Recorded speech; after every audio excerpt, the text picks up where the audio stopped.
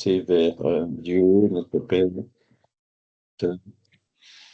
tous ces bons esprits qui sont là pour nous assister, ceux qui sont venus en mission, le guide spirituel de chacun d'entre nous, et qui n'attendent de nous que l'utilisation de notre libre arbitre pour nous élever vers eux, par l'étude, par les bonnes pensées, en faisant le bien. Et c'est pour ça que nous sommes réunis aujourd'hui, pour étudier les phénomènes de l'émancipation de l'âme aujourd'hui, que nous puissions bien comprendre ces mécanismes, hein, pour pouvoir les observer, les mettre en pratique lorsque l'occasion se présente, mieux comprendre ce qui se passe pendant notre sommeil naturel et à d'autres moments, et que cela puisse également être utile pour les esprits qui pourraient se trouver parmi nous aujourd'hui. Voilà. Alors, là, on est le 14 décembre, donc passé à l'avant-dernier module, le module 21, dont le titre c'est les phénomènes de l'émancipation de l'âme. Et donc, dans ces phénomènes de l'émancipation de l'âme, vous en avez quelques-uns qui sont cités, hein, le sommeil, les rêves, la léthargie et la catalepsie, le somnambulisme, l'extase et la seconde vue. Mais il y en a d'autres, c'est là où il faudrait qu'on mette le cours à jour. Par exemple, vous avez les expériences de mort imminente. C'est aussi un phénomène d'émancipation de l'âme, hein.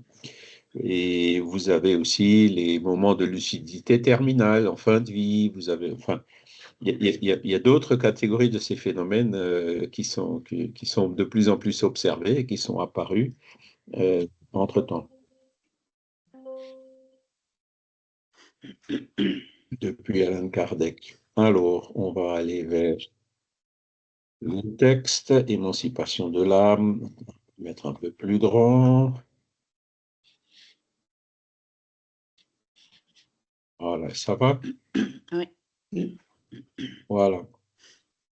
Donc, on va d'abord voir ce qui se passe tous les jours, hein, le sommeil et le rêve. Pourquoi est-ce qu'on a besoin de dormir? À quoi sert le sommeil? Et qu'est-ce qui se passe quand on se rappelle de ce qu'on a rêvé, hein, en nous réveillant? On va justifier l'importance du sommeil sous le point de vue spirit. Donc, c'est le repos du corps, mais pas seulement. On va expliquer les phénomènes de léthargie et de catalepsie selon la vision spirit. C'est des mots qui sont un peu moins connus, mais qui existent toujours, hein. On va établir aussi la différence entre l'extase et le somnambulisme. On va caractériser le phénomène de la seconde vue. Et on va parler aussi donc des autres phénomènes comme les expériences de mort imminente dont j'ai parlé au début. Voilà. Alors, pendant le sommeil, quand on dort, donc on en vient là, hein, puisqu'on on se réveille le matin. Et d'ailleurs, cette nuit, j'ai rêvé, mais je me rappelle plus trop. Je me rappelle vaguement. Si on note pas tout de suite ce qu'on a rêvé, on l'oublie, hein. Je ne sais pas si ça vous arrive aussi. Non, moi je me rappelle toujours, Charles, et je rêve souvent après une nuit de sommeil entre la nuit et le réveil, c'est-à-dire la dernière phase du sommeil. Et c'est C'est normal de ça. faire ces rêves où je vais ailleurs et je me rappelle? C'est ça, c'est-à-dire, c'est quand on est dans cette phase justement entre Sommeil le profond. sommeil et le réveil, on est plus proche de notre conscience et c'est pour ça parce que pourquoi on ne se rappelle pas? Parce que notre esprit, c'est ce qu'on va expliquer, c'est ce qu'on va expliquer tout à l'heure. Notre esprit se détache du corps pendant le sommeil, hein. Mais le rêve, c'est lorsque le souvenir de ce qu'a vu et de ce qu'a fait l'esprit pendant le sommeil arrive jusqu'à la conscience, voyez? Mm. Et sinon, ça va rester dans le subconscient, dans l'inconscient, ce qu'on a fait, d'accord? Et donc, le fait que ce soit justement entre le sommeil et le réveil, on est plus proche de notre conscience, c'est pour ça que ça marque davantage notre conscience à ces moments-là, hein. Mm. Bon, après, c'est beaucoup plus complexe que ça, hein. Vous avez plusieurs phases du sommeil, là, avec les fameux alpha, bêta, gamma, delta, au niveau des fréquences qui sont mesurées dans des électroencéphalogrammes, entre autres, hein. Vous avez une médecine du sommeil, hein, qui existe aussi pour les personnes qui ont des troubles du sommeil.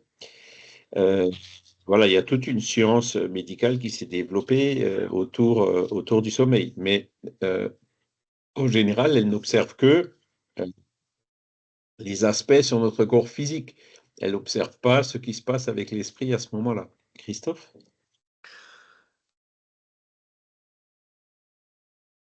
On m'entend pas? Le micro? Ah, bah oui, Ouais, si j'appuie voilà. sur le mauvais bouton, moi.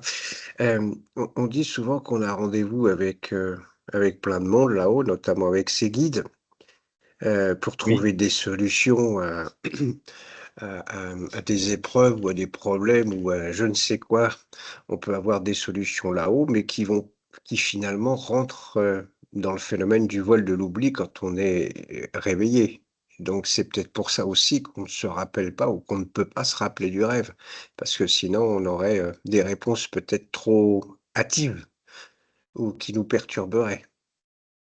Alors, effectivement, ces questions d'oubli, euh, on les a vues ailleurs aussi, hein. C'est l'oubli de nos vies passées, par exemple, hein. Mmh. C'est-à-dire tout ce que l'esprit a dans sa mémoire ne vient pas dans notre mémoire consciente. D'accord? Mmh.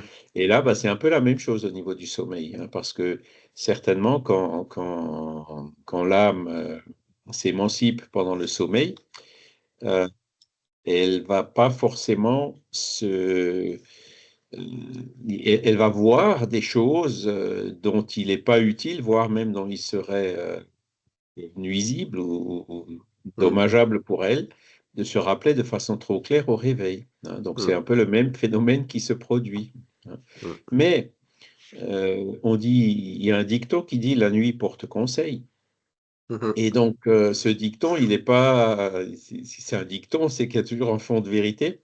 Mmh. Et donc, même si on ne se rappelle pas dans le détail de tout ce qu'on a fait pendant le sommeil, on garde quand même instinctivement ou intuitivement quelque chose, même si ce Oui, n'est pas consciemment, tu vois. ouais, tout à Et fait. notamment quand on hésite à prendre une décision, le matin on se réveille, la décision est prise, même si on Mmh. ne se rappelle pas avec qui on était, de ce qu'on a rêvé, de ce qu'on a discuté, tu vois. Ouais, ouais, ouais, ouais. «Ah, j'ai une super idée! Ah, génial!»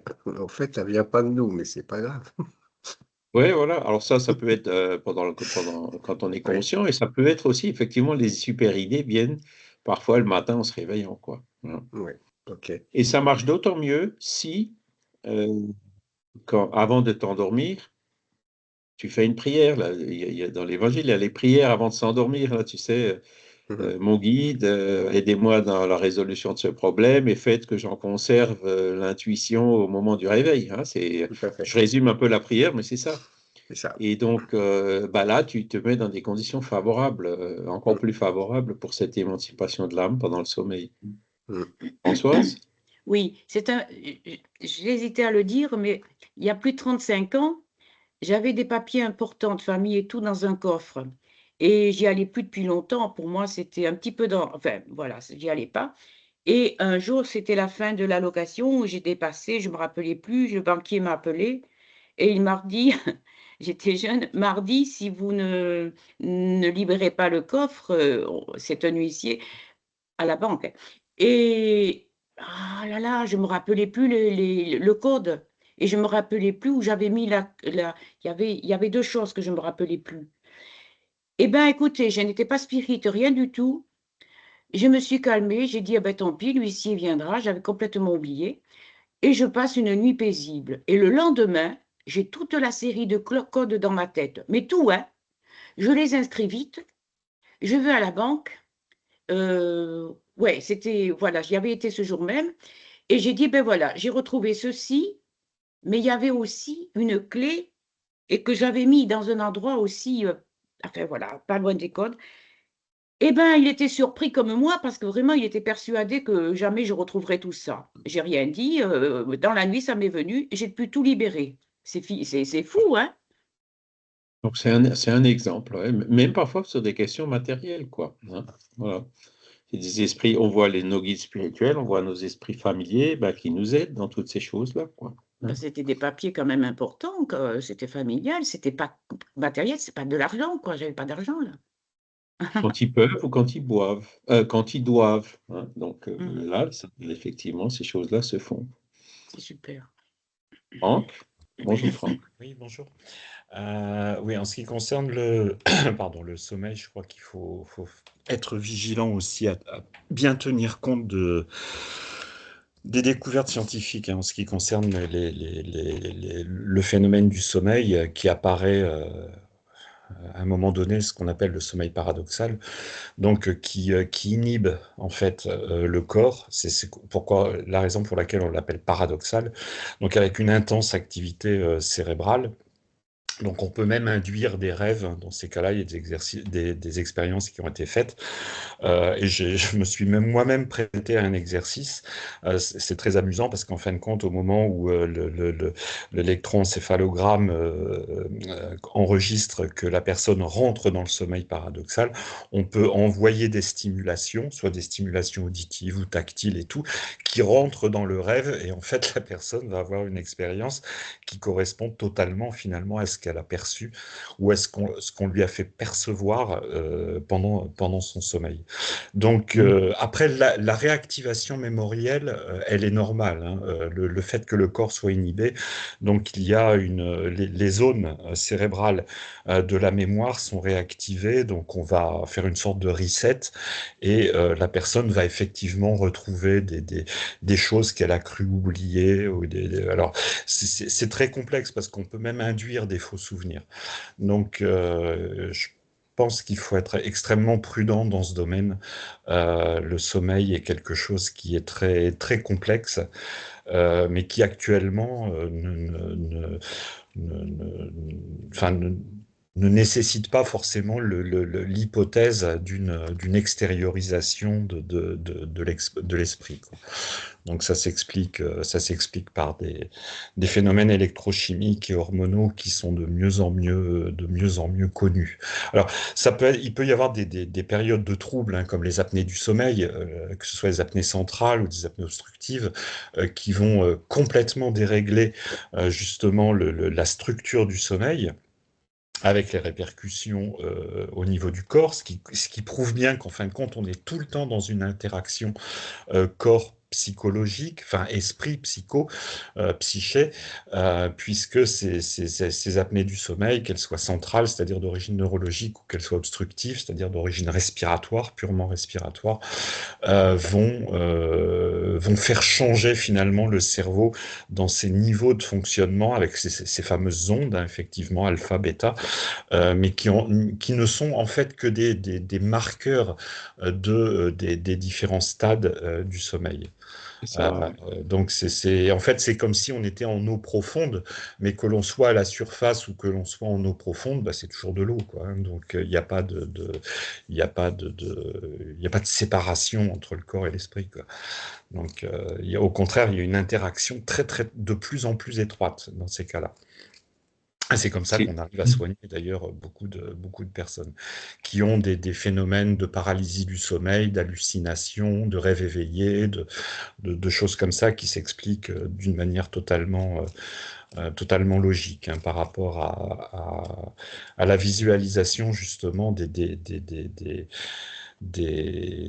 l'activité corticale, puisqu'en fait, je veux pas être trop chiant, mais il y a trop, il y a beaucoup d'interactions. Il y a le cerveau primitif et puis il y a l'aspect cortical. Donc, en fait, quand on est sur les phénomènes de sommeil lent léger, sommeil lent profond, ben, en fait, on va revenir finalement à un fonctionnement neurologique extrêmement primitif, voire reptilien. Et puis, à un moment donné, pendant le sommeil paradoxal, on réactive les zones cérébrales, corticales, qui vont dépendre de beaucoup de choses, hein, c'est très variable d'un individu à l'autre, et qui vont générer ces rêves, hein, ce qu'on appelle la période onirique, avec des enregistrements Alors, soit ça va être chaotique, soit ça va être logique, tout dépend du moment où on va se réveiller. Si vous vous réveillez juste après une phase de sommeil paradoxal, bah, effectivement, votre rêve va être beaucoup plus clair. Mais en fait, le rêve ne sera que le reflet de ce que vous avez vécu d'une manière immédiate. Par contre, lorsque le réveil est plus tardif, à distance d'une phase de sommeil paradoxal, là, ça sera beaucoup plus chaotique, voire il y aura un oubli, mais toutes les nuits, on rêve. Voilà. Donc après, le moment du réveil est capital. Ce que disait un médecin avec beaucoup d'humour, c'est que le pire ennemi du sommeil, c'est le réveil matin, quoi. Il, il faut se réveiller naturellement et ne pas se faire réveiller artificiellement. Bon, ça, c'est Je suis vrai que obligé de mettre le réveil pour être à l'heure pour le cours, là. Surtout maintenant au Portugal, il est 7 heures. après même, on peut s'auto-programmer à se réveiller, hein.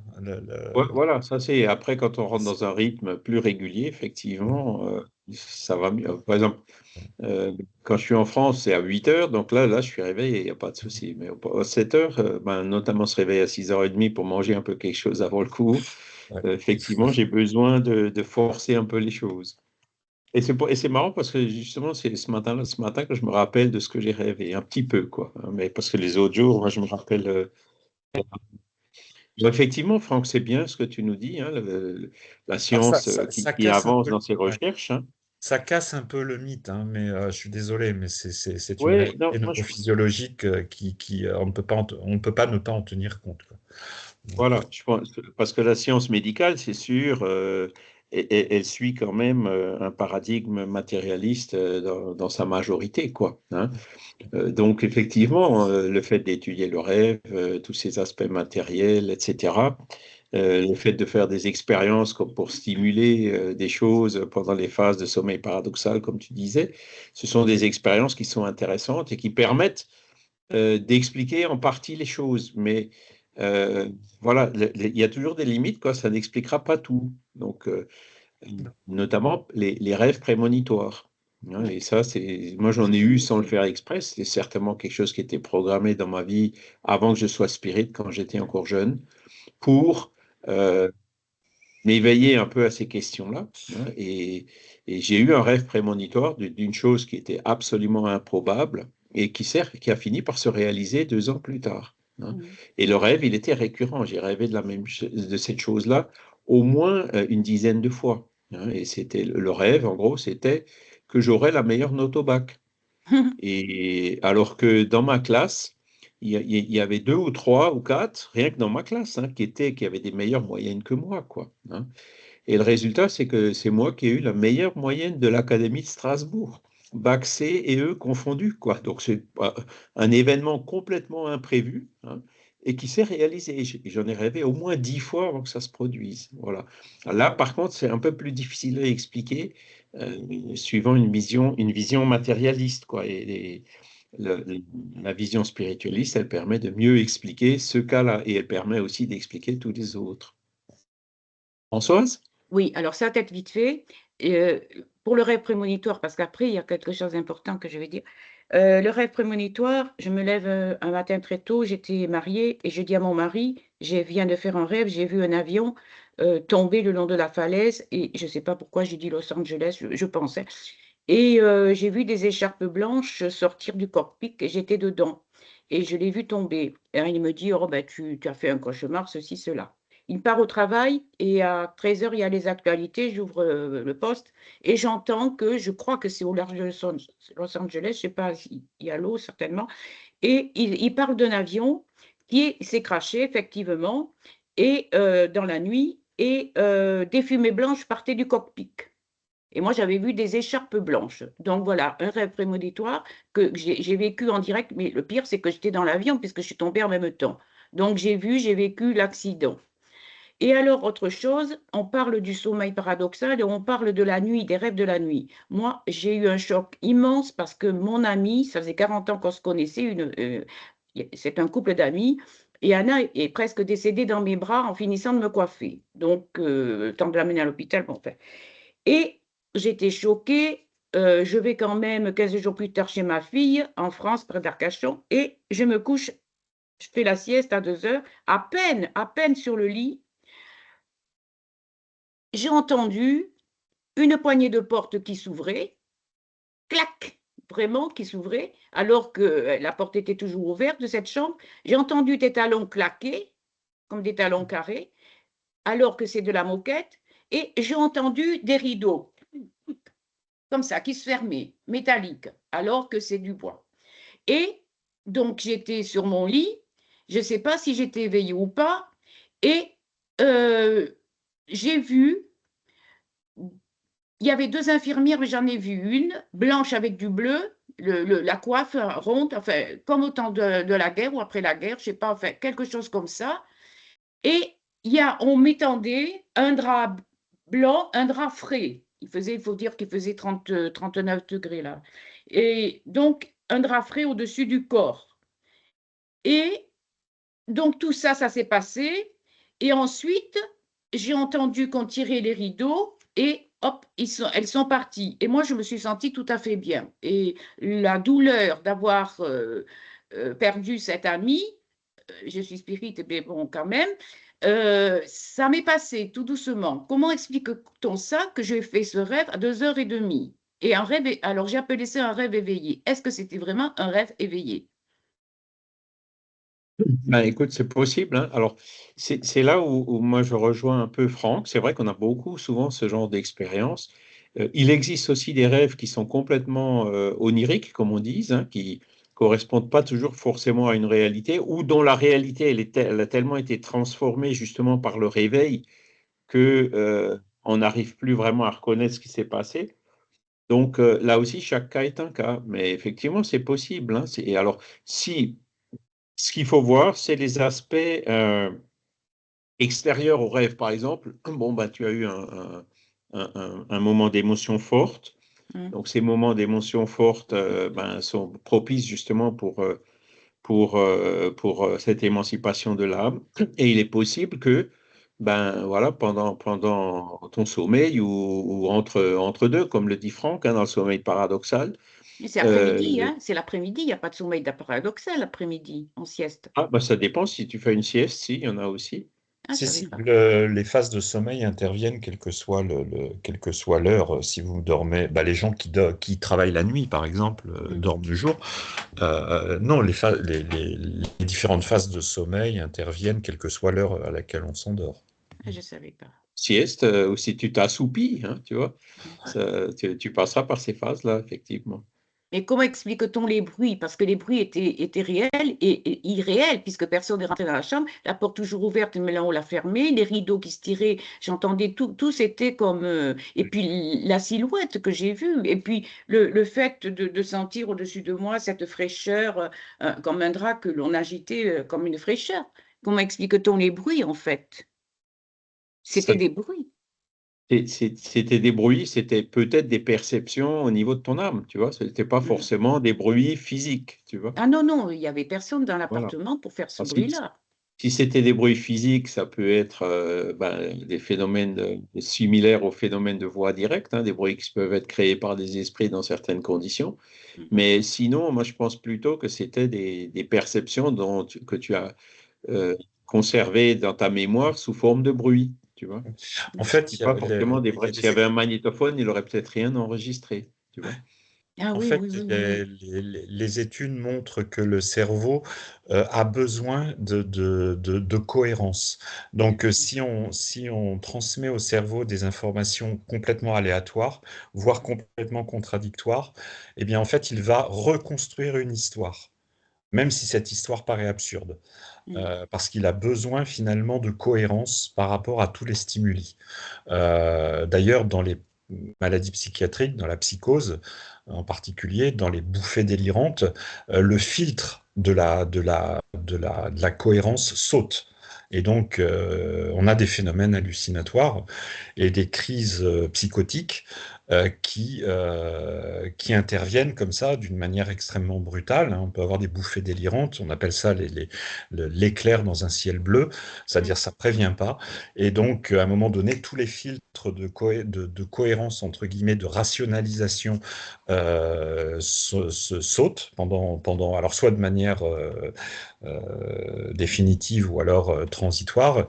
Et là, on a quelque chose de totalement absurde, voire de totalement effrayant.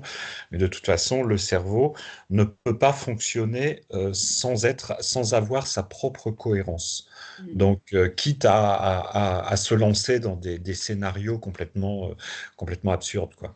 Donc, mais ça nous est tous arrivé, hein, voilà, à un moment donné, on ne sait plus trop où est la réalité et ce filtre qui va permettre justement de rétablir une sorte de consensus plus par rapport au réel, eh bien, il tient essentiellement finalement à la bonne santé, entre guillemets, de nos neurones, de nos neurotransmetteurs, de tout ça. Et il suffit d'y toucher un petit peu, et ça fait partie. Même d'ailleurs pour les extorisations, on peut générer des phénomènes d'hétéroscopie, hein, c'est-à-dire de sortie du corps en stimulant le lobe temporal droit. Donc, c'est de plus, c'est très, c'est d'ailleurs une des explications, hein, des NDE, puisque ça a été reproduit. Alors, c'est pas très satisfaisant en fin de compte, parce qu'on n'a pas la même phénoménologie entre guillemets, mais toujours est-il qu'il y a cette sortie du corps et tout. Voilà, on s'approche de plus en plus des scénarios de classiques, quoi. Et là, et c'est totalement transculturel, c'est parce qu'en fait, notre cerveau, hein, qu'on soit français, chinois ou australien, bah, il est fait de la même manière, quoi. Il n'y a que la culture qui change. Donc, il y a le vernis culturel qui change. Cerveau humain, quoi. Hein. Oui, tout à fait. Voilà. Ouais. Et alors, effectivement, hein, il y a beaucoup la science avance, hein, sur la connaissance du cerveau, même si cet avancement est utilisé plutôt pour aller dans le paradigme, pour rester dans le paradigme matérialiste que pour arriver dans le paradigme spiritualiste, hein, ça c'est autre chose. Les EMI, par exemple, bon, ben, il n'y a pas de stimulation, l'électroencéphalogramme est plat, donc l'explication, elle marche qu'à moitié. Par contre, elle peut marcher pour les expériences hors du corps, quoi. Tout à C'est fait. aussi, ça peut aussi être considéré comme un phénomène d'émancipation de l'âme. Et ce qui pousse pour l'interprétation spiritualiste, c'est que parfois, dans ces phénomènes hors du corps, ben, la personne se voit hors du corps, elle arrive à entendre ce que disent les médecins et les réanimateurs, elle arrive aussi à traverser les murs, à passer dans la pièce à côté et percevoir ce qui se passe dans la pièce à côté et garder la mémoire. Donc là, ça sort, l'interprétation matérialiste devient un peu plus difficile, quoi. Hein, donc, c'est toujours une question voilà, quelle est l'explication qui permet d'expliquer le plus de phénomènes, même si cette explication est encore un peu floue en termes scientifiques. Hein. On sait pas, on connaît pas encore comment se fait l'interaction entre l'esprit ou le père-esprit et le corps. Hein, donc ça, c'est là où il faut avancer un petit peu. Nikos. Je voulais simplement dire, donc, pour les rêves ou les sorties du corps, on accepte ou on n'accepte pas que le corps a deux éléments, un corps et un esprit, qui sont séparés, et que l'esprit est indépendant du corps. Et moi, personnellement, donc, ce que je ressens, c'est que le soir, quand on va dormir, le corps se repose et l'esprit fait ce qu'il doit faire. Donc, les matérialistes disent non, c'est le cerveau qui fait, disons, ce qu'il veut faire, ce n'est pas l'esprit qui sort. Donc, chacun prend cela comme il veut, comme il le comprend. Les matérialistes vous diront il n'y a pas d'esprit qui sort, et ceux qui sont, disons, un peu spirituels vous diront non, c'est le corps qui se repose, et c'est l'esprit qui sort et qui fait ce qu'il doit faire. Donc, ça, c'est mon point de vue. Oui, moi j'encourage. En fait, quand on étudie ces questions, il faut toujours avoir toutes les hypothèses explicatives en tête. Hein. Et je dis toujours, avant de passer à l'explication spirit, il faut avoir épuisé toutes les explications matérielles possibles. Hein. Voilà, c'est la maison qui se dilate, les poutres qui craquent avant de dire que la maison est hantée, quoi. Hein, tu vois, les volets qui claquent. Faut vraiment épuiser toutes les causes matérielles possibles.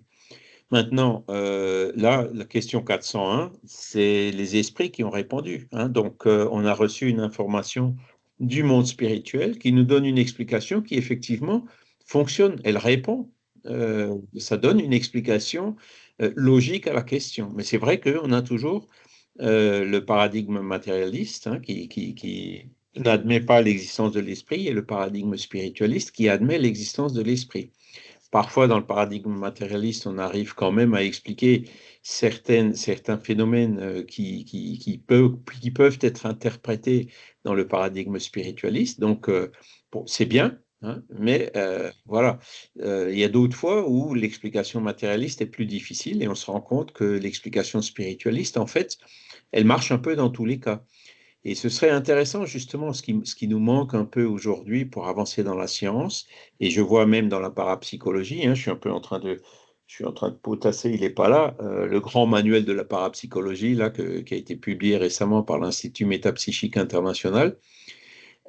C'est intéressant, quoi, parce qu'on voit qu'il y a des efforts vraiment énormes pour essayer de mieux comprendre les choses, tous les phénomènes qu'ils appellent les phénomènes psy, hein. Mais ce que je peux voir aussi, c'est que il y a une énergie colossale qui est dépensée. Parfois, ils se perdent un peu dans des chemins. Et je pense qu'on pourrait avancer plus vite si le- s'il n'y avait pas cette réticence ou cette fermeture par rapport au paradigme spiritualiste. Hein, c'est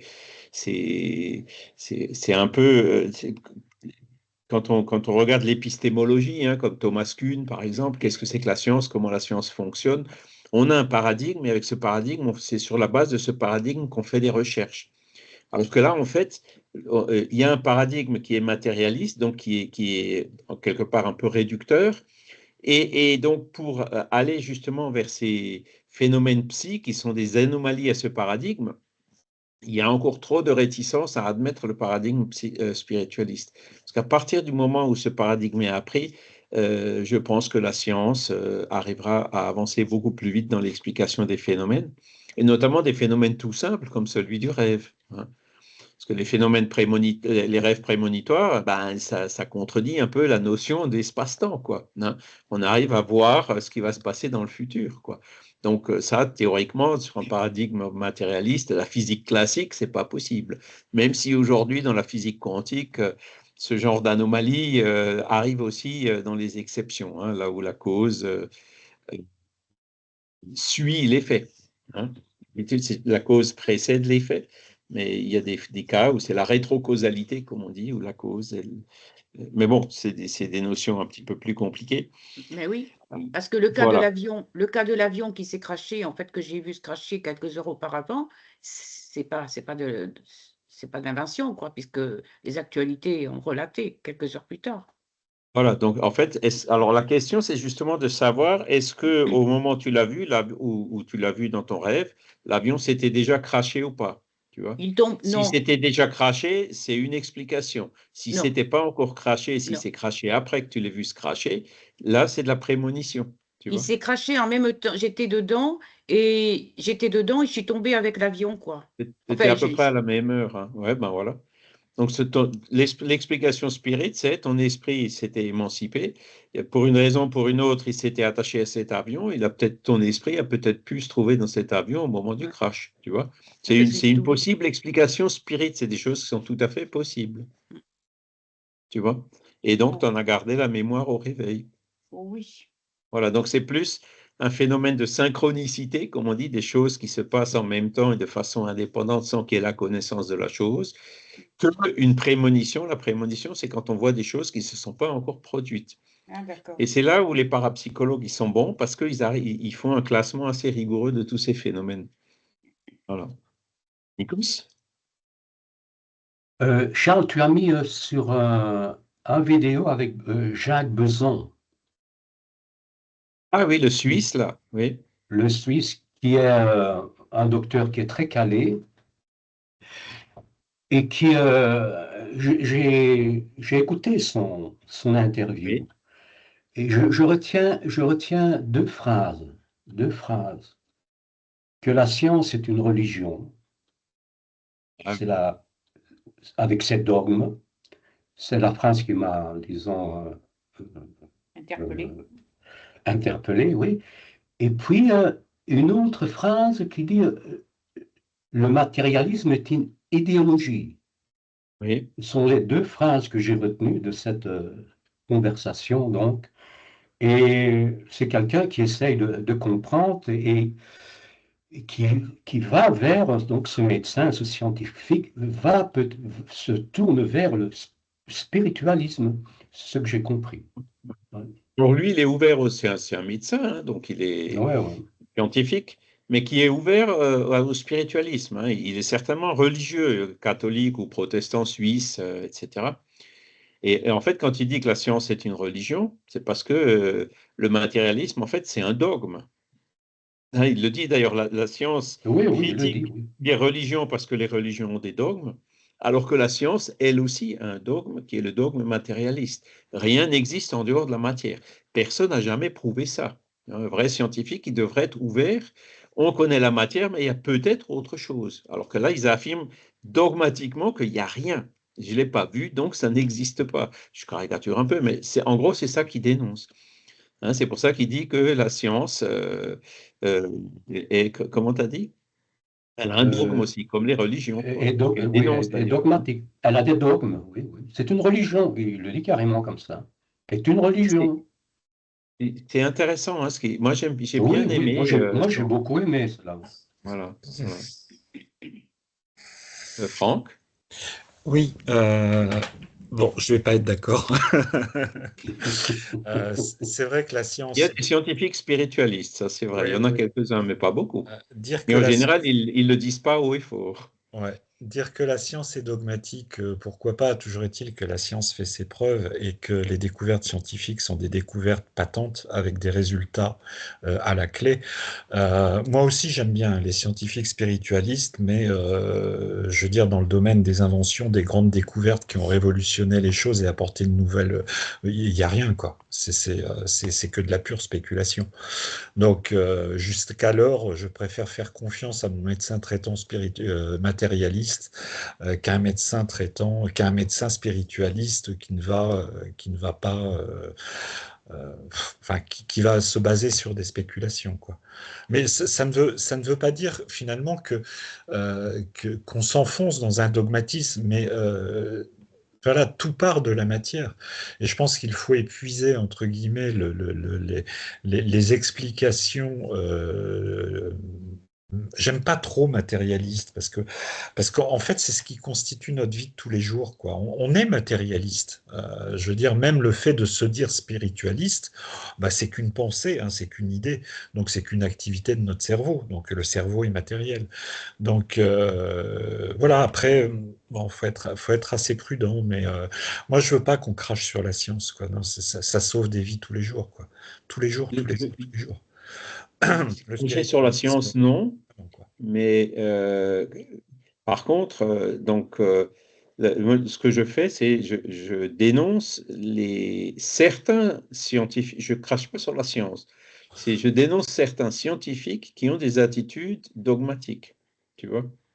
Alors personne n'est parfait, nulle part, hein. Donc voilà, il y a des scientifiques qui insistent sur ce paradigme matérialiste et qui traitent à la limite de fous ceux qui s'ouvrent à un paradigme un peu différent.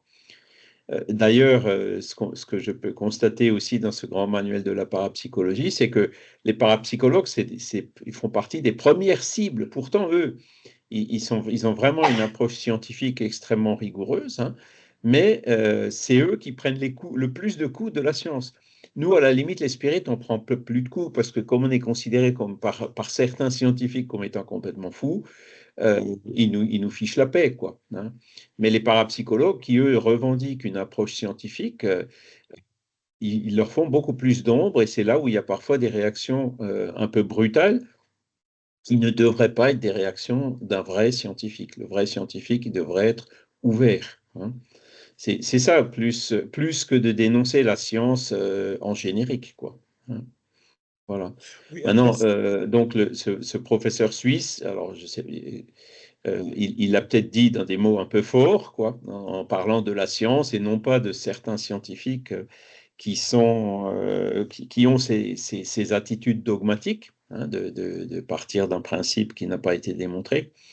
Voilà, mais tout est une question de forme, quoi. Nous, ce qu'on encourage, même au niveau de la médecine, c'est toujours d'associer les deux, quoi. Hein, la médecine qui a le plus de succès, c'est celle qui considère, comme le diffusait l'Association des médecins spirites, hein, Marlène Nobré et autres, et encore aujourd'hui d'ailleurs, considère l'homme comme un être bio-socio-psycho-spirituel, c'est-à-dire dans toutes ses dimensions.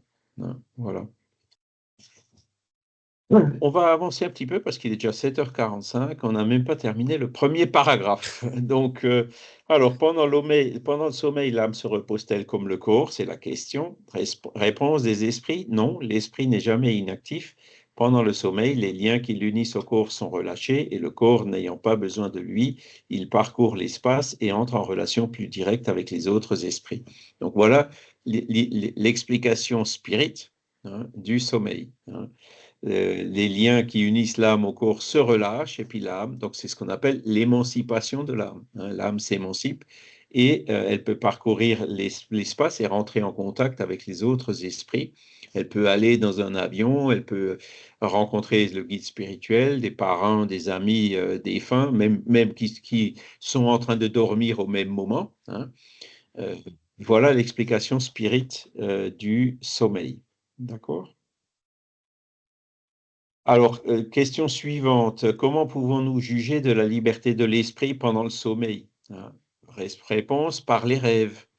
Crois bien que lorsque le corps repose, l'esprit a plus de facultés que dans la veille. Hein, puisque l'esprit, il est émancipé de son corps. Hein. Il a le souvenir du passé et quelquefois prévision de l'avenir. Voyez, donc prévision de l'avenir, donc c'est les rêves prémonitoires. Il acquiert plus de puissance et peut entrer en communication avec les autres esprits, soit dans ce monde, soit dans un autre monde. Donc, un autre monde, ça veut dire qu'il y a des déplacements lointains, quoi, interplanétaires, interstellaires même. Hein. Le sommeil délivre en partie l'âme du corps. Quand on dort, on est momentanément dans l'état où on se trouve d'une manière fixe après la mort. Avec cette différence qui est souvent évoqué, ce fameux cordon d'argent, hein, les personnes qui voient les esprits ou les esprits qui voient les esprits, ben, dans certains, ils voient qu'il y a un cordon qui part. Ah ben celui-là, il est encore incarné, hein, parce qu'il a encore le cordon, alors que les autres qui sont désincarnés n'ont plus ce lien avec leur corps physique. Et alors, si on est même sur un autre système stellaire et que quelqu'un nous réveille, ben, instantanément, l'âme revient, hein, puisque l'âme ne souffre pas, comme le père-esprit est semi-matériel, il ne souffre pas des limitations de la vitesse de la lumière, quoi. Donc, il peut revenir instantanément dans son corps, hein, si on le réveille. Le rêve est se souvenir de ce que votre esprit a vu pendant le sommeil. Donc, ça, c'est ce qu'ils disent. Hein. Mais remarquez que vous ne rêvez pas toujours, voyez, c'est la question 402, parce que vous ne vous souvenez pas toujours de ce que vous avez vu ou de tout ce que vous avez vu. Hein. Donc, mon rêve, c'est vraiment quand on se souvient. Et même quand on rêve, il faut parfois se méfier, parce qu'il y a un mouvement qui interprète les rêves, parce que même quand il y a des bribes de ce qu'on a réellement vu, c'est souvent mélangé avec des préoccupations du quotidien, etc. Et c'est pour ça que parfois les rêves, ils n'ont ni queue ni tête, ils n'ont pas vraiment de sens, quoi. Hein. C'est pas toujours quelque chose de clair et net. Et c'est pour ça qu'il faut être très prudent et jamais systématique dans cette interprétation des rêves, hein, parce que ce retour justement de la mémoire spirituelle vers la mémoire consciente, hein, dans ces phases de sommeil paradoxal comme on l'a vu, n'est pas toujours complet ou ça peut subir des déformations. Ce n'est pas votre âme dans tout son développement, ce n'est souvent que le souvenir du trouble qui accompagne votre départ ou votre rentrée, voyez, auquel se joint celui de ce que vous avez fait ou de ce qui vous préoccupe dans l'état de veille. Donc l'esprit le dit très bien, il peut y avoir un mélange. Hein, un mélange de ce qu'on a vu pendant le sommeil et de ce qu'on a vu, c'est pas le bon verbe, il faut dire de ce qu'on a perçu, et de nos préoccupations à l'état de veille. Et c'est ce mélange des deux qu'il faut essayer de décortiquer. Donc, ce n'est pas toujours très simple. Mais il y a des fois où les rêves sont très nets, quoi, sont beaucoup plus nets que d'habitude. Et dans le cas de rêves prémonitoires, qui peuvent correspondre à des réalités qui se produisent par la suite, ou dans le cas que nous a cité Françoise, d'une réalité qui n'était pas encore connue, d'un phénomène qui s'est produit à distance. Hein, voilà. Donc ça, c'est le livre des esprits 402. Donc vous voyez, il y a quand même déjà toutes les bases. Hein, alors évidemment, il ne parle pas de sommeil paradoxal. La science n'en était pas là encore à cette époque-là.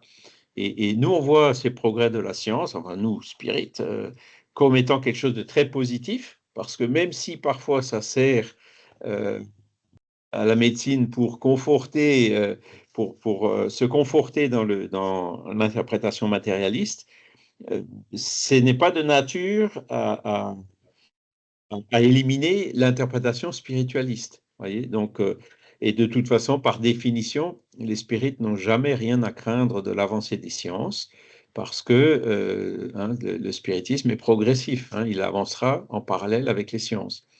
Mais tout ce qu'on peut constater jusqu'à aujourd'hui, c'est que toutes les découvertes scientifiques qui ont été faites depuis Kardec n'ont fait que confirmer en quelque sorte l'hypothèse spirit, et il n'y en a aucune qui est vraiment venue démontrer qu'il y a quelque chose qui est complètement faux, qu'il faut complètement revoir.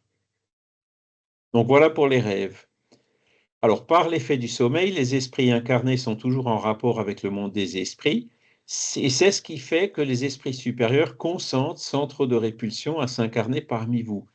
Dieu a voulu que pendant leur contact avec le vice, ils puissent aller se retremper à la source du bien pour ne pas faillir eux-mêmes, eux qui venaient instruire les autres. Le sommeil est la porte que Dieu leur a ouverte vers leurs amis du ciel.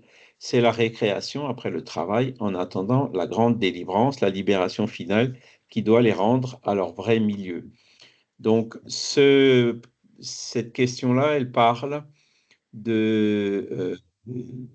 voilà, le sommeil, c'est pour réparer le corps, mais c'est aussi pour permettre à l'âme d'aller se ressourcer. C'est ça que ça veut dire. Hein. Et là, il cite l'exemple de ces esprits missionnaires qui viennent sur la Terre. Donc, le contact avec le vice, c'est vrai que la Terre, c'est pas le domicile des anges, même si il y a quand même pas du vice partout, quoi. La Terre s'améliore quand même avec le temps un petit peu. Mais ces esprits-là acceptent de venir se réincarner sur la Terre parce qu'ils savent que chaque nuit, pendant le sommeil, ils peuvent aller se ressourcer un petit peu, quoi, aller reprendre des forces, des énergies, le courage pour accomplir leur mission. Donc ça, c'est comment dire, pourquoi on a besoin de ce sommeil, ce qui est utile au repos du corps, qui est aussi utile pour que l'esprit puisse aller se ressourcer. D'accord? Alors on dit là, Dieu a voulu que Dieu leur offre ouvert, etc.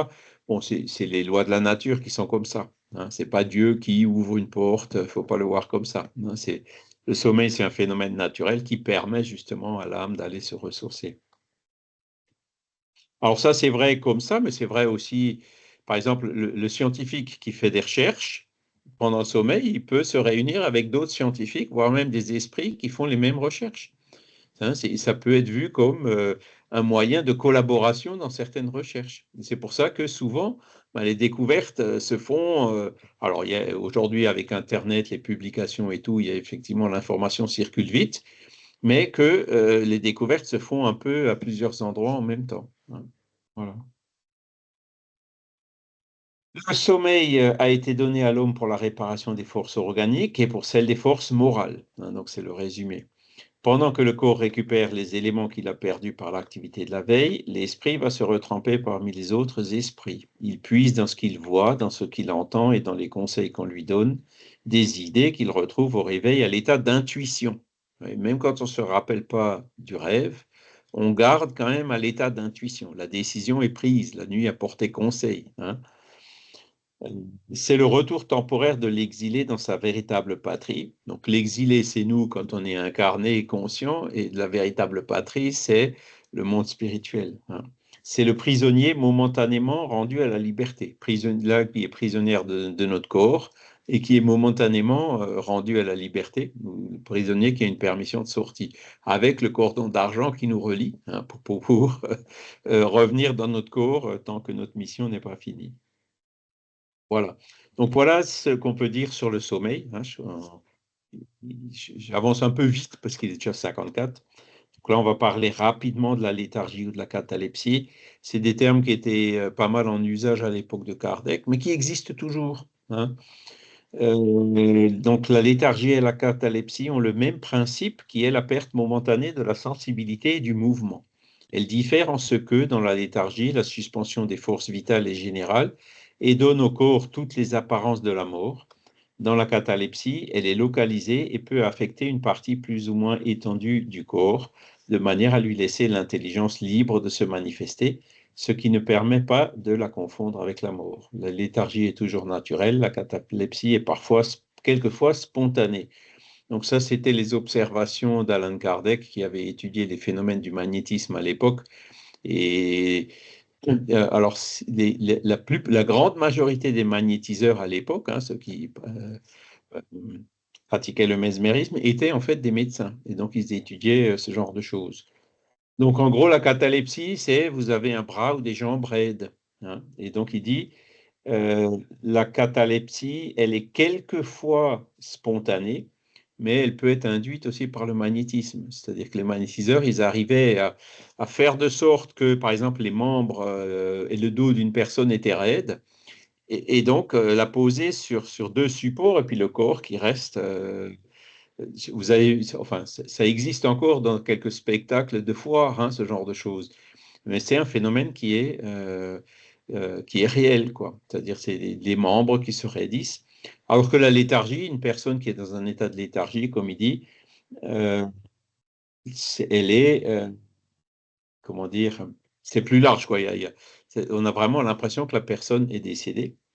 Et ce qui permet de ne pas la confondre avec la mort, c'est que la personne dans l'état de léthargie arrive quand même à parler, à dire ce qu'elle voit et ce qu'elle sent, quoi. Voyez. Donc c'est pas la mort, c'est pas non plus ce qu'on appelle le coma aujourd'hui. Voilà. Alors c'est des choses qui sont quand on cherche ces mots-là on les trouve encore, hein, donc ils ont encore un sens, mais ils sont très peu utilisés de nos jours. Le somnambulisme, alors c'est pareil, c'est quelque chose qui était très courant à l'époque de Kardec et qui l'est beaucoup moins aujourd'hui. Hein. C'est une indépendance de l'âme plus complète que dans le rêve, et alors ses facultés sont plus développées. Elle a des perceptions qu'elle n'a pas dans le rêve, qui est un état de somnambulisme imparfait. Dans le somnambulisme, l'esprit est tout entier à lui-même, les organes matériels étant en quelque sorte en catalepsie, ne reçoivent plus les impressions extérieures par les cinq sens. Hein. Cet état se manifeste surtout pendant le sommeil. Surtout, mais pas exclusivement. Quand les faits de somnambulisme se produisent, c'est que l'esprit, préoccupé d'une chose ou d'une autre, se livre à une action quelconque qui nécessite l'usage de son corps, dont il se sert alors d'une façon analogue à l'emploi qu'il fait d'une table ou de tout autre objet matériel dans le phénomène des manifestations physiques. Donc, alors il y a les somnambules naturels, vous savez, les personnes avec les bras comme ça devant qui marchent sur les toits sans tomber du toit. Hein, c'est un peu l'image d'Épinal qu'on a du somnambulisme. Ça m'est aussi arrivé quand j'étais jeune. Hein, je m'endors dans mon lit et puis c'était en colonie de vacances. Hein, c'est un grand dortoir avec une trentaine ou une quarantaine de lits, assez espacés les uns des autres, quoi. Il y avait comme ça 1 mètre 50 entre chaque lit. Et je me réveille, il y avait quelqu'un dans mon lit. Je me suis dit, mais tiens, qu'est-ce que tu fais là? Ben non, c'est toi qui es chez moi, etc. Et quand j'ai regardé, en fait, moi j'étais avec mon sac de couchage dans le sac de couchage de mon voisin. Comment j'ai fait pour arriver là-bas? Je ne sais pas. Hein. Donc c'était un fait. Je me suis levé, j'ai bougé, j'ai marché, et puis quand je suis revenu, je suis allé dans le mauvais lit, quoi. Hein. Donc c'était un cas de somnambulisme. Et ça m'est arrivé 2 fois. Une fois, j'étais chez un voisin, la deuxième fois, j'étais chez l'autre voisin. Donc ça, c'est typiquement les cas de somnambulisme naturel. Et je ne me suis absolument pas rappelé de ce qui s'est passé pendant le moment du somnambulisme. C'est une autre caractéristique que donnent les magnétiseurs du somnambulisme. Le somnambule ne se rappelle pas de ce qu'il a vu et de ce qu'il a fait pendant l'état de somnambulisme. Quand il revient à lui, il n'a aucun souvenir.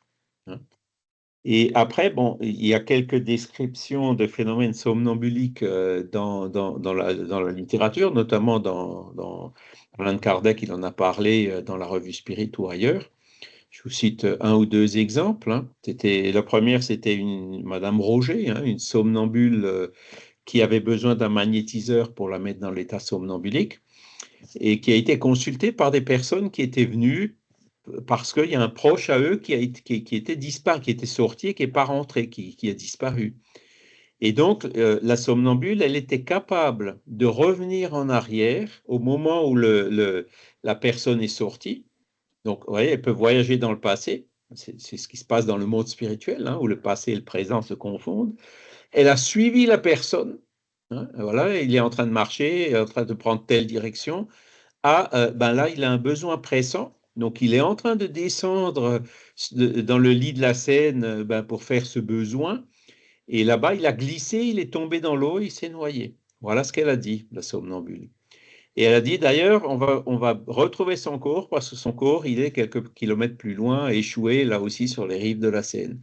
Effectivement, donc plus tard, le corps a été retrouvé et puis il avait bien la braguette ouverte. Enfin bref, ça correspondait tout à fait à ce qu'elle avait dit. Donc voilà ce qu'un somnambule est capable de faire. Hein.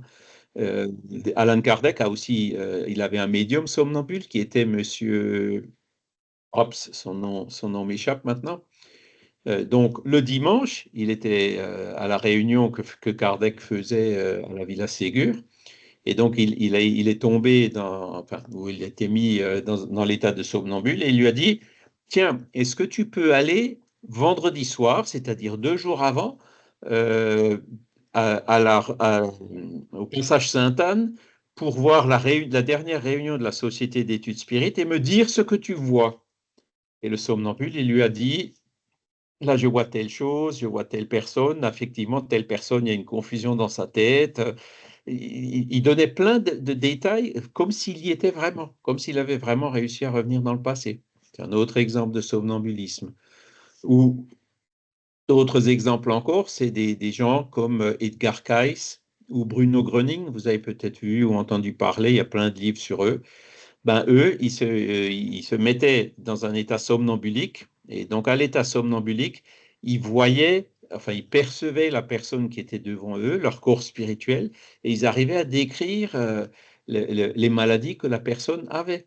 Hein. Et d'ailleurs, Edgar Cayce ou Bruno Gröning, je ne me souviens plus, ou les deux, disaient, il y a un autre esprit qui est là avec moi dans ce moment-là et qui me dit, pour traiter cette maladie, il peut utiliser telle ou telle chose, tel ou tel remède. Hein. Ça, c'était Bruno Gröning et Edgar Cayce qui avaient cette faculté somnambulique.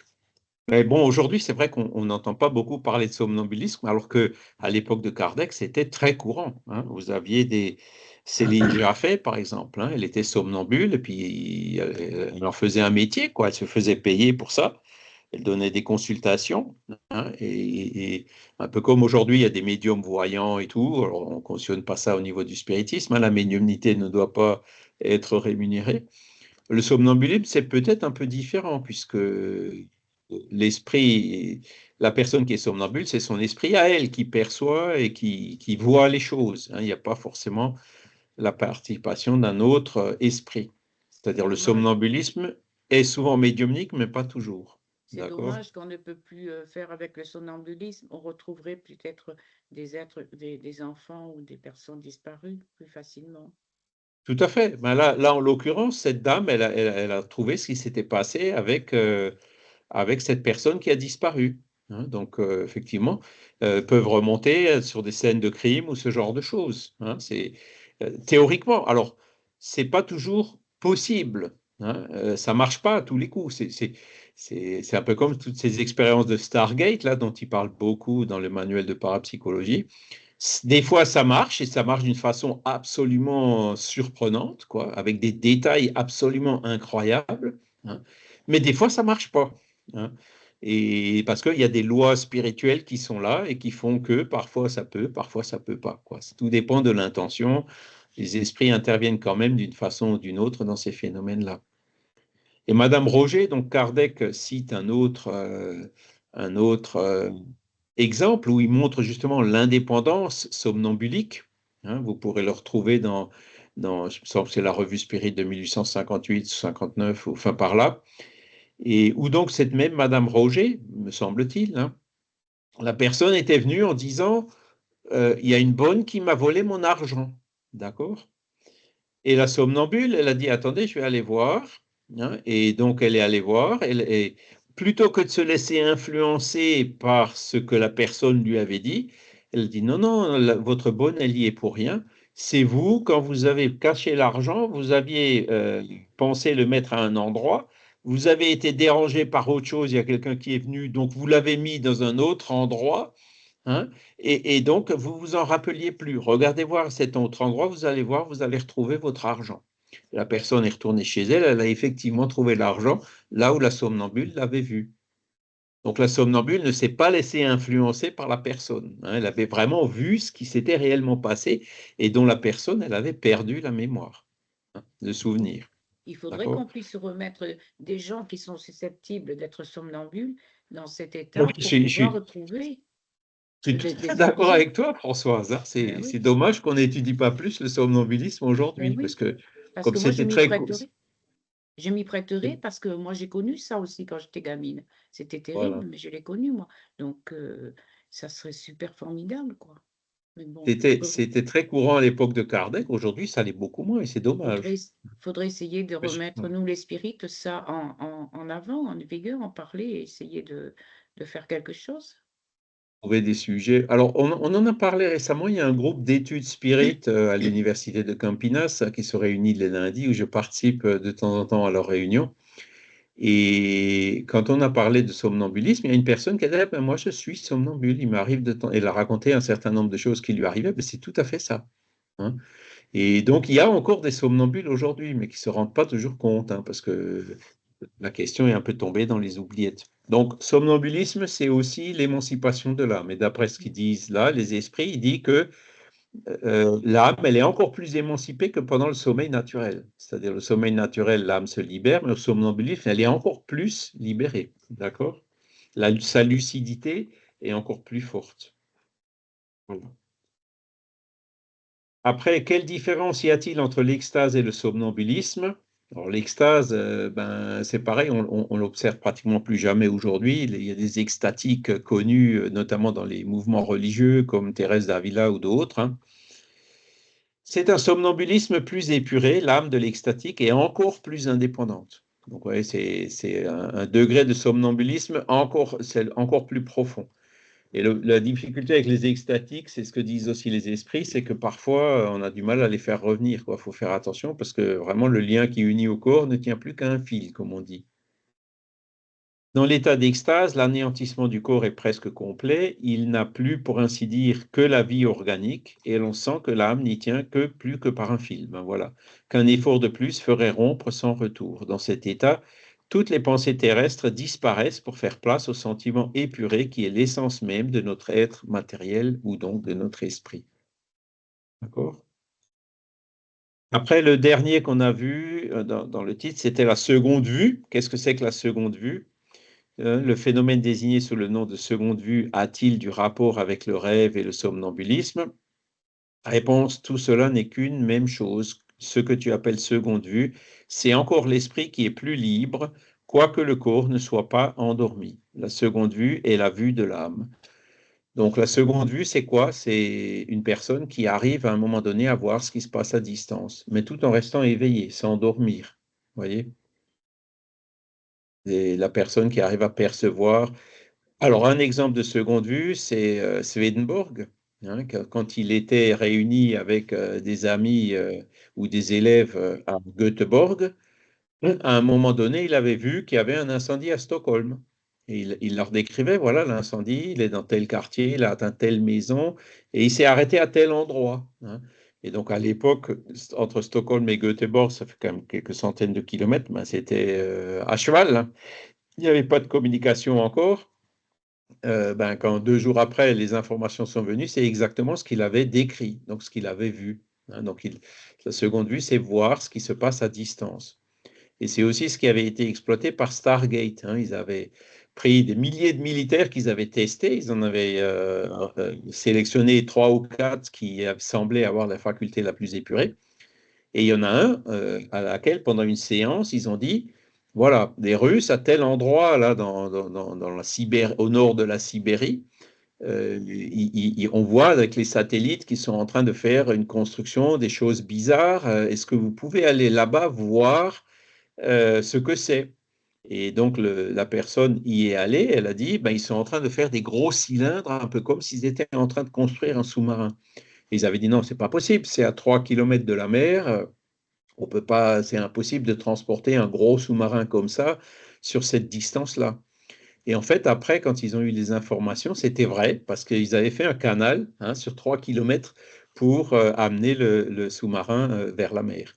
Donc, il avait perçu, donc, avec des détails, des choses qui étaient complètement impensables. Encore une fois, l'indépendance de cette personne qui avait vu vraiment ce qui s'y était passé. Donc, des fois, ça marche, des fois, ça ne marche pas. C'est pour ça qu'ils ont un peu abandonné ce projet Stargate, parce qu'ils voudraient bien que ça marche tout le temps, ou surtout quand ils le veulent, quoi. Et même parfois avec des intentions malveillantes. Et c'est là où il peut y avoir des blocages au niveau spirituel, soit du somnambule lui-même, soit de la part des esprits. C'est pas son Voilà. esprit qui part, c'est lui qui voit à distance. Ben, c'est l'esprit qui il sort un peu, il sort de son corps et il arrive à percevoir ce qui se passe à D'accord. distance. D'accord. D'accord? Mm. Parce que la perception se fait. C'est pour ça que je n'utilise pas le mot voir. Parce que voir, c'est les photons qui touchent notre œil, la rétine, décodés par notre cerveau, etc. C'est un des 5 sens. Mais là, il perçoit avec son père-esprit qui, lui, se déplace. Il s'est déplacé Ouais. des États-Unis vers la Russie pour aller épier ce qui se passait à cet endroit-là, quoi. Donc, il l'a perçu avec son père-esprit. Mais c'était pas c'était un projet qui avait été mis sur pied par, Robert Monroe, je crois, non? Qui avait fait une sortie de corps et la CIA avait entendu parler de ce phénomène et il l'avait justement demandé de participer à des projets justement d'aller sortir de son corps pour aller avoir des renseignements à droite à gauche. Ouais, Il voilà. savait. Ça a été déclassifié, ces archives. Donc, il y a plein de livres qui ont été écrits dessus sur ce projet Stargate. Et donc, ils expliquent en détail ce qu'ils avaient essayé de faire, quoi. Mais ils ont arrêté. C'était au moment de la guerre froide, donc dans les années 70 surtout, 60 et Oui. 70. Mais ça s'est arrêté après dans les années 80. Ils ont complètement arrêté, justement parce que ça ne fonctionnait pas de façon fiable. Voilà. Et Mais ce les fameux parapsychologues s'en servent encore aujourd'hui ouais, comme ce f référence.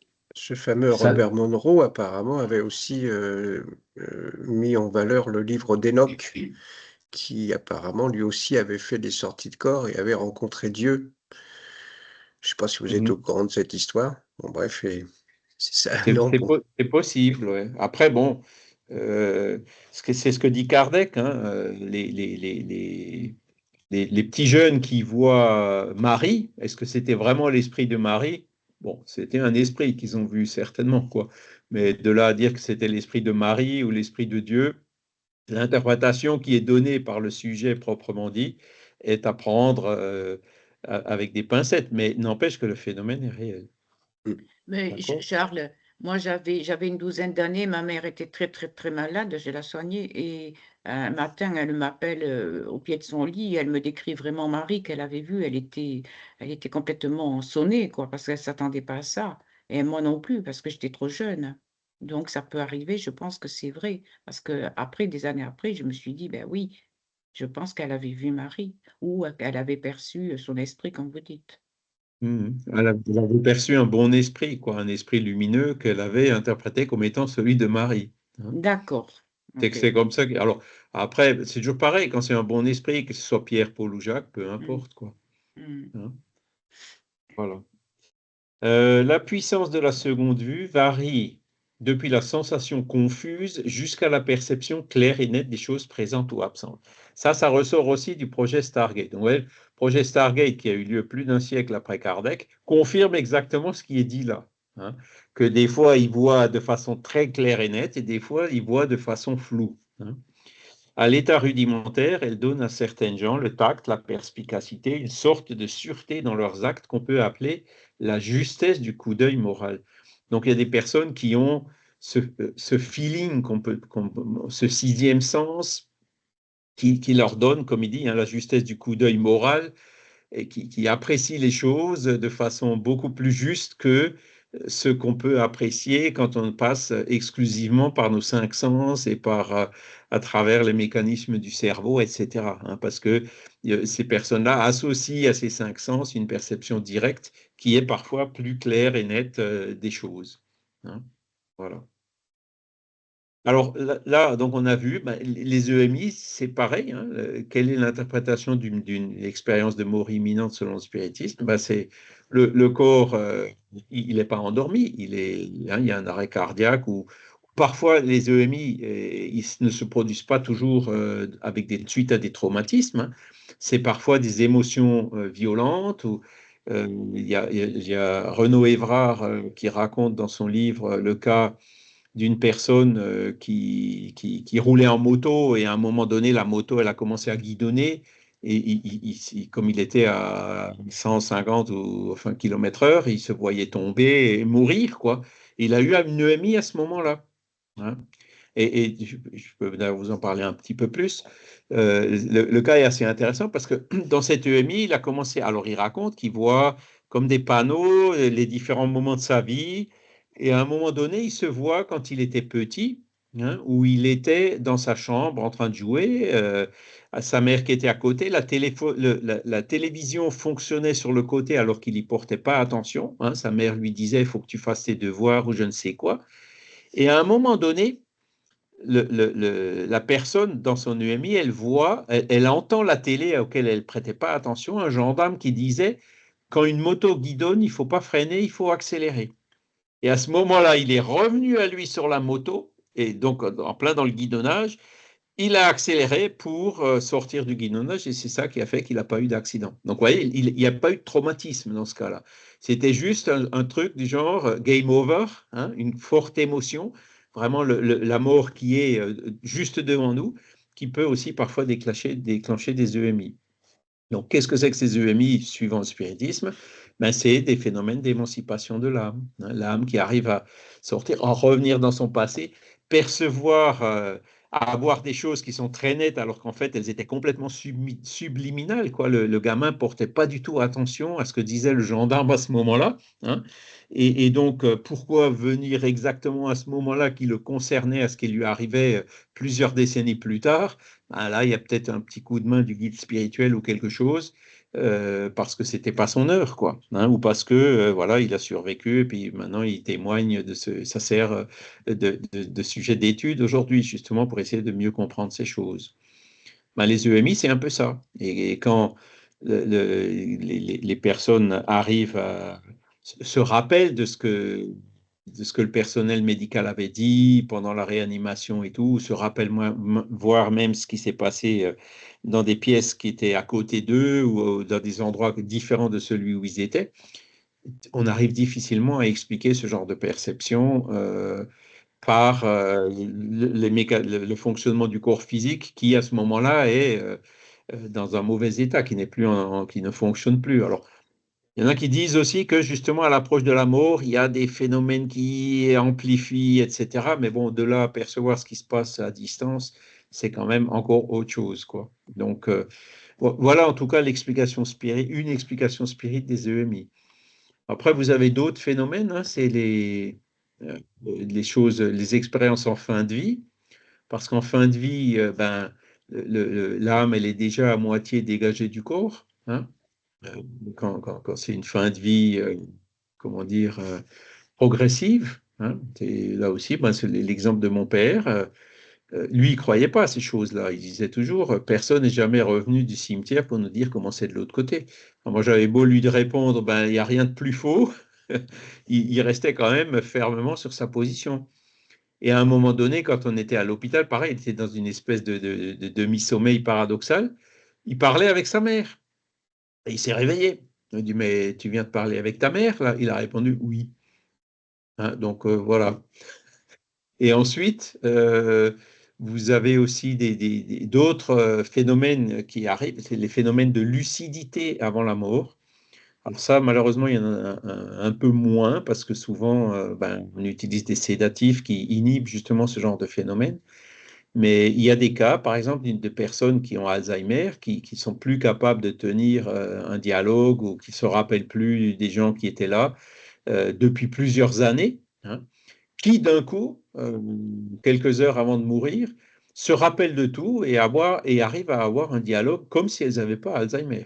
Donc, ça, c'est des phénomènes qui sont observés de plus en plus, hein, ce qu'on appelle des phénomènes de lucidité terminale, qui peuvent aussi trouver des explications suivant le paradigme spirit. Hein, Alzheimer, ben, c'est clairement, on le voit dans les imageries du cerveau, des parties du cerveau qui deviennent inopérantes, hein, la dégénérescence. Et donc, ben, peut-être que pendant le dégagement, au moment terminal, hein, pendant le dégagement de l'esprit arrive en quelque sorte à se dégager peut-être en premier de ces zones inopérantes et à les bypasser en quelque sorte. Hein. Il peut y avoir un phénomène un peu de ce genre-là, mais c'est pareil, ce sont des choses qu'il faut étudier, hein, pour essayer de mieux les comprendre. Françoise? Le micro est coupé, Françoise. Pardon.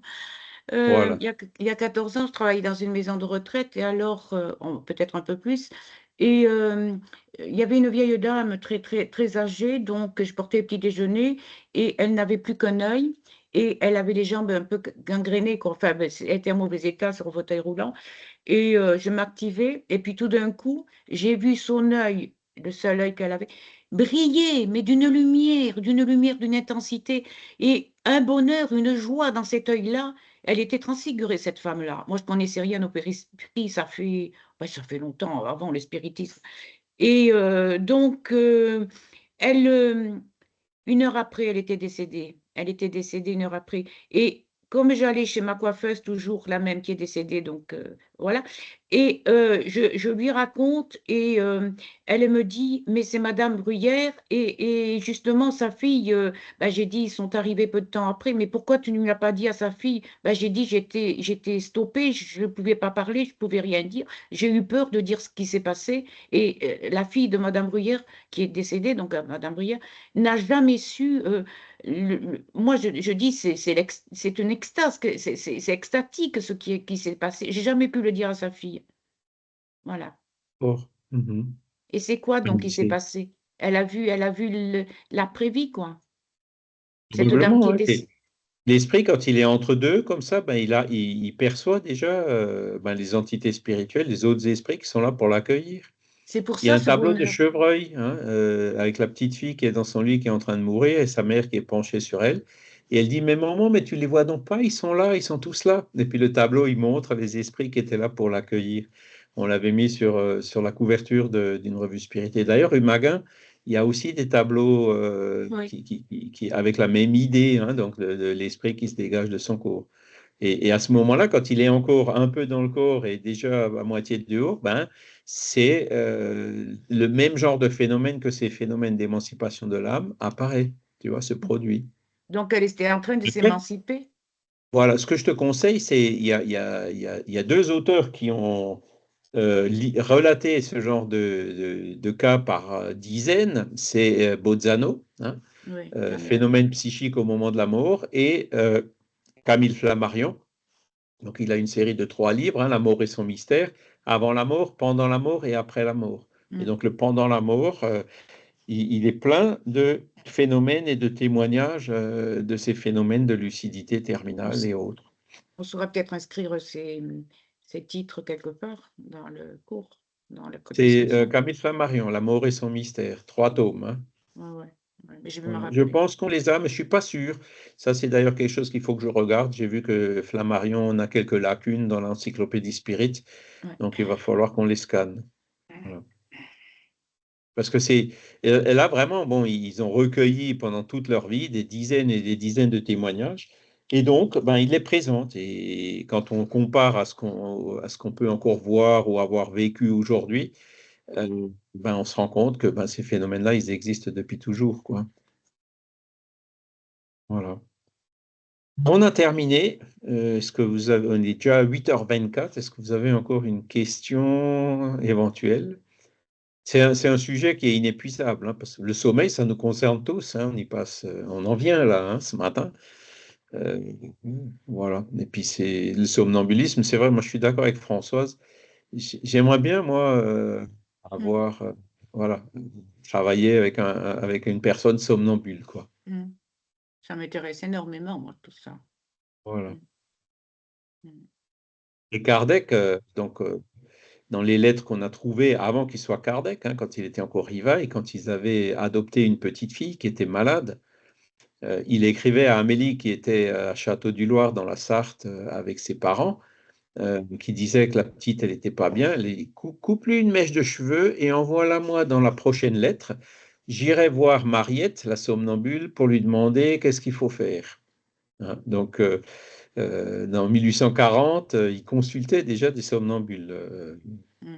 Donc, c'était quelque chose qui était très courant à l'époque et qui aujourd'hui l'est beaucoup moins. Est-ce que c'est la psychiatrie et la psychologie qui ont écarté ça? Ah, ouais. Alors, l'autre jour, j'ai dit, ben, c'est Freud, hein, il a psychiatrisé la médiumnité. Puis il y a les gars de l'IMI qui m'ont dit, ah non, non, non, non, surtout pas. Freud était très ouvert à ces choses-là, mais il a Non, c'est subi des Jung. pressions justement pour pas en parler. Bon, C'est Carl Jung je qui ne suis était. pas spécialiste, hein, mais c'est vrai que, euh, voilà, vu sous la forme d'émancipation de l'âme, ça permet, ça donne une explication, ça permet de comprendre, hein. Vu sous un aspect purement matérialiste, matériel, c'est un peu plus limitatif, c'est sûr. Christophe? C'est son collègue Jung, je ne sais plus comment on dit, J-U-N-G. Ouais, lui, il était Carl. plus ouvert Voilà. aux Oui, oui. égrégores. Il était un peu plus ouvert à la spiritualité, c'est vrai. Christophe? Euh, oui, c'est pour répondre à Françoise, mais à toi aussi, enfin tout le monde. J'ai rencontré un médium il y a quelques années, avec qui on avait pas mal accroché, qui m'a dit qu'il savait exactement où étaient enterrées toutes les petites filles et les jeunes filles qui avaient été kidnappées, enlevées et torturées. Enfin, il savait exactement où elles étaient enterrées, dans les Landes. Et je lui ai dit, t'es sûr de toi? Il m'a dit, oui, oui, tout à fait, je suis sûr de moi. Je connais le dossier par cœur, j'ai même les identités, j'ai tout, on m'a tout donné. Et donc, j'ai appelé à l'époque un ami qui était euh, capitaine CRS, donc quand même un grade assez élevé. Et je débutais, moi, dans la médiumnité et dans ces sujets-là. Et je lui ai dit, vous travaillez de temps en temps avec des médiums? Il me fait, oui, oui, ça nous arrive énormément, bien sûr. On peut avoir certains renseignements. Il me dit, c'est pourquoi? Je lui dis, bah écoute, je t'envoie un dossier, parce que le médium m'avait donné tout le dossier qu'il avait constitué avec le nom des disparus et tout, hein. Et je lui ai envoyé le dossier, et 2, 3 jours après, je rappelle mon ami, c'était un ami quand même à ce CRS, et il m'a quasiment, c'est même pas quasiment, il m'a renvoyé un texto en me disant, c'est terminé, je veux plus te parler, tu m'oublies complètement, et oublie cette affaire. Après, Et qu'est-ce qui j'ai s'est appris. passé pour qu'il réagisse comme ça, tu vois, je sais Ben, pas. j'ai appris en fait que c'était lié à de la pédophilie gouvernementale. Et on m'a dit Donc, si jamais tu parles, non seulement ils peuvent se retourner contre toi en disant que c'est toi qui l'as fait parce que tu sais exactement où elles sont ah enterrées, ouais. ou alors tu finis avec 2 balles dans la tête. Ils ont classé cette affaire, en fait. Après, il faut se méfier aussi de ces choses-là. Tu sais, il y a souvent des. Bon, là, ça s'est passé de façon assez indépendante, hein, c'est possible. Mais bon, aujourd'hui, je sais qu'il y a toujours, par rapport à ce genre de choses, des recours qui permettent de quand même tirer les choses au clair, quoi. Hein. Bah, disons, pour que mon ami me dise du jour au lendemain, c'est fini, je ne veux plus te voir, je ne veux plus te parler. Il a dû, parce que il a certainement subi des pressions de son chef à lui en lui disant, si tu insistes là-dessus, je te vire pour faute grave, tu vois. Donc Sur- c'était plus un, un moyen de sauvegarde, de se protéger lui-même, sa Tout à carrière, quoi. fait, tout à fait. Mm. Maintenant, après, Voilà. il y a toujours des moments où, ben, comme une fois qu'il a sa retraite, il n'a plus rien à craindre, où les choses ressortent quand même, hein, tu sais, voilà. Voilà, finiront par ressortir tôt ou tard. Voilà. Mais tu n'as Il y a plus le longtemps dossier, que puisque c'est. tu lui avais donné, il a dû le brûler, lui. Pardon? Le dossier, tu lui as donné, il a dû le brûler. Ah, il a dû, oui, effacer tous les textos, oui, ça c'est sûr. Ouais, ben voilà. Non, mais bon, Mm. voilà. Alors, il y a des choses qui ressortent parfois comme ça et parfois pas, hein. Et ça prouve que, et d'ailleurs, en étudiant le manuel de parapsychologie, ils se rendent de plus en plus compte que la personne qui fait des expériences influe considérablement sur les expériences. Et il cite plusieurs parapsychologues. Donc, le parapsychologue sceptique, avec lui, le phénomène ne se produisait pas. Et le parapsychologue qui y croyait, avec lui, le phénomène se produisait. Hein. Et donc, d'ailleurs, les deux se sont mis ensemble pour écrire un papier ensemble. C'est assez détaillé, ce genre de choses. Enfin, en tout cas, aujourd'hui, ils arrivent à la conclusion que il y a l'influence évidemment du sujet, hein, qui est médium, somnambule ou autre. Hein. Il y a l'influence de l'expérimentateur. Et ce qu'ils n'ont pas encore vu, c'est qu'il y a encore une troisième influence qui est l'influence du monde spirituel. Et donc, s'il y a quelque chose qui coince dans ces trois influences-là, le phénomène ne se produira pas. Tu vois? Et c'est ça ils s'en rendent. Alors, il y a ça qu'ils ont vu et aussi l'élusivité qu'ils disent. Le phénomène, plus tu essayes de le coincer, hop, plus comme une anguille, le phénomène est élusif, comme il dit. Hein, il disparaît et le moment où tu dis cette fois-ci j'aurai la preuve, paf, eh ben tu l'as pas. Tu vois?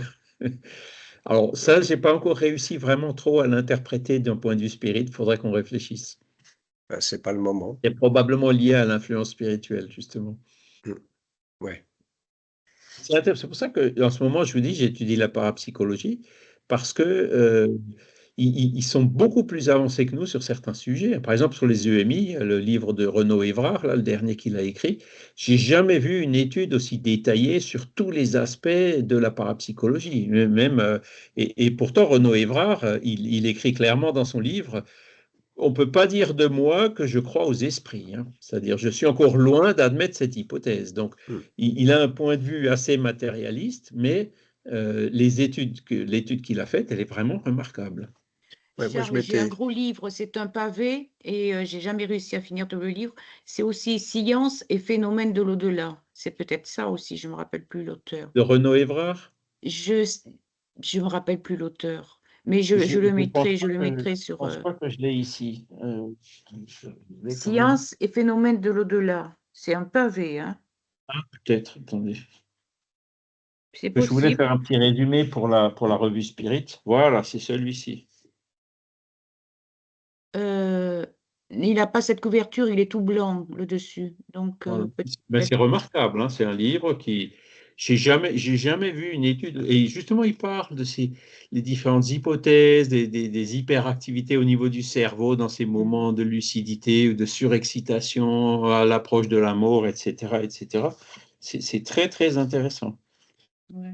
Il faudra que Ouais, je je le m'étais scanne. intéressé plutôt sur le pourquoi vous avez fait une expérience de mort imminente et non pas comment vous l'avez faite. Alors, il parle aussi du pourquoi. Il dit, voilà les circonstances dans lesquelles, généralement, elles se produisent. Tu vois, qu'est-ce qui peut déclencher une EMI? Alors, il y a les traumatismes, hein, les arrêts cardiaques, etc. Mais, alors, là, en l'occurrence, son motard, il n'y a pas eu de traumatisme, il n'est pas tombé. Hein. C'était ce qu'on appelle, dans le langage anglais, un near miss. Il a failli tomber, mais il n'est pas tombé. Et ça suffit pour déclencher une EMI chez lui. Oui, c'est ce qui m'est arrivé. Je suis pas mort, mais j'étais à la frontière, quoi. Et tu avais quand même un arrêt cardiaque ou quelque chose, non? je sais pas. Ça s'est passé tellement vite que oui, je sais pas si je suis mort ou pas, quoi. Mais après, c'est lors de l'expérience de mort imminente, c'est passé à 10h du matin, où j'ai vu une porte des étoiles, une fameuse Stargate sous l'eau. C'est à ce moment-là qu'on m'a rattrapé, j'ai pas pu rentrer dans ce tunnel. Mais par contre, le soir même, j'ai 12 heures après, c'est là où j'ai vécu une décorporation, une rencontre avec un esprit qui est sorti de mon mur, où là, j'ai eu tout un tas de phénoménologies qui m'ont en fait amené sur le... C'est pour ça que je me suis intéressé au pourquoi j'ai fait ça, parce qu'on me disait justement pendant cette deuxième expérience que j'avais des facultés médiumniques, tout simplement. 12 heures après, tu étais à l'hôpital ou tu étais... Non, je suis même pas allé à l'hôpital. J'ai eu cette chance-là qu'on m'a sauvé sous l'eau et j'ai retrouvé mes esprits une fois que je suis rentré, je suis sorti de l'eau. Il n'y a pas eu d'incidence.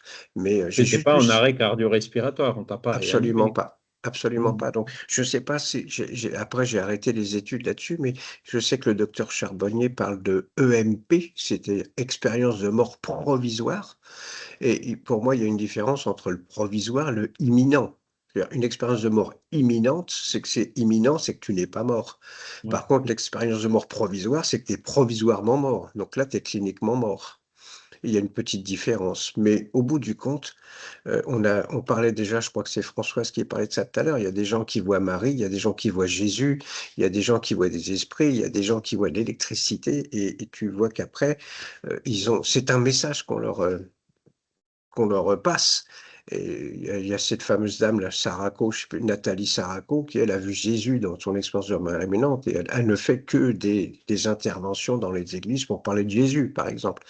Donc, en fait, il y a quelque chose, un facteur qui fait que pendant cette expérience de mort imminente, on a une petite indication de ce qu'on doit faire ou ce qu'on peut faire. Je sais que mes guides, moi, m'avaient dit après, on t'a pas rendu la vie à des fins égoïstement personnelles, et tu avais d'autres choses à faire que ce que tu étais en train de faire. Donc, c'est eux qui m'ont provoqué cette expérience de mort imminente pour me ramener vers la spiritualité. J'avais perdu totalement le chemin que je m'étais fixé. On voit des descriptions il en parle aussi, Renaud Évrard, mais c'est surtout Pim van Lommel qui a écrit sur ce sujet-là, parce que une expérience de mort imminente, la personne vient, elle te dit, voilà, j'ai fait ça, j'ai vu ça, tu ne peux pas vérifier, hein, c'est purement subjectif. Par Mm. contre, ce qui est vérifiable, c'est voilà la personne, son profil psychologique avant, et voilà la personne, son profil psychologique après, Mm. qui a profondément changé après cet épisode. Ça, c'est quelque chose qu'ils arrivent un peu mieux Mm. à appréhender, même si là aussi, il y a des limites, quoi. Et Mm. donc, il en parle, ça, Renaud Évrard. Si tu veux te repencher dans le pourquoi, je pense que dans ce livre-là, il est un peu érudit par moment, mais là, tu trouveras pas mal de pistes pour essayer de comprendre qu'est-ce qui s'était passé, quoi. Ok, merci. Je t'en prie, Françoise? Alors moi, je veux dire, je vais pas dire que j'ai vu Jésus, mais au plus profond d'une immense douleur psychologique, j'avais perdu quelqu'un. Donc un matin, enfin oui, c'était à la fin de ma nuit certainement, et j'ai vu un personnage donc avec des cheveux blonds jusqu'au menton, une barbe blanche jusqu'au menton, et des yeux d'une douceur extraordinaire, mais extraordinaire, d'une luminosité que je ne peux pas retrouver, même si je ferme les yeux, je ne la retrouve pas, d'une luminosité, mais sans faire mal. C'était une lumière, quoi. Et il penchait sa tête comme une maman qui penche sa tête, et c'était masculin. Et pourtant, il penchait sa tête comme une maman qui penche sa tête sur son bébé, avec beaucoup.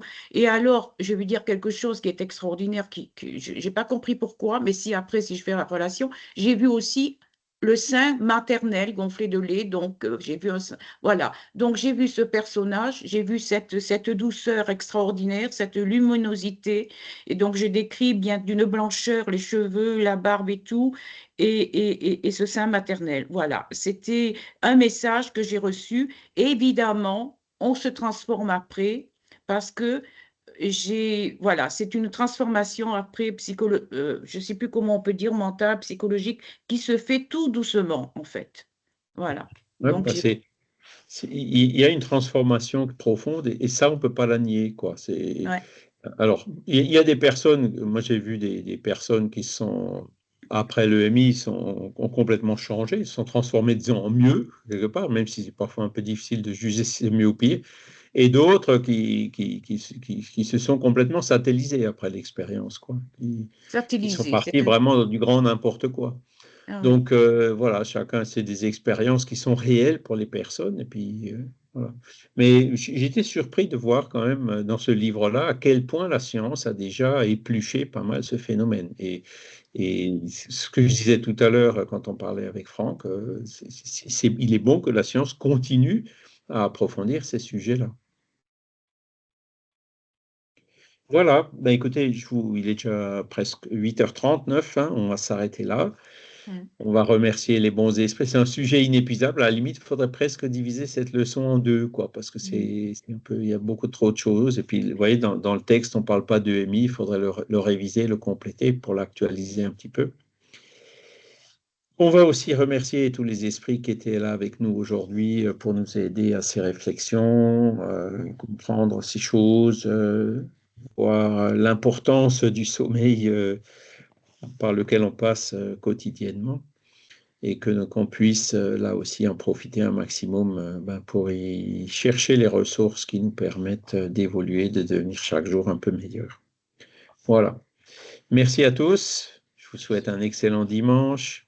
À cet après-midi, donc, je crois, non? À cet après-midi, ouais, pour ceux qui veulent suivre le Léon Denis. Et puis sinon, je vous dis à dimanche prochain. Dimanche prochain, on aura le dernier cours de cette année. Voilà. D'accord. Bon dimanche à tout le monde. Merci, Charles.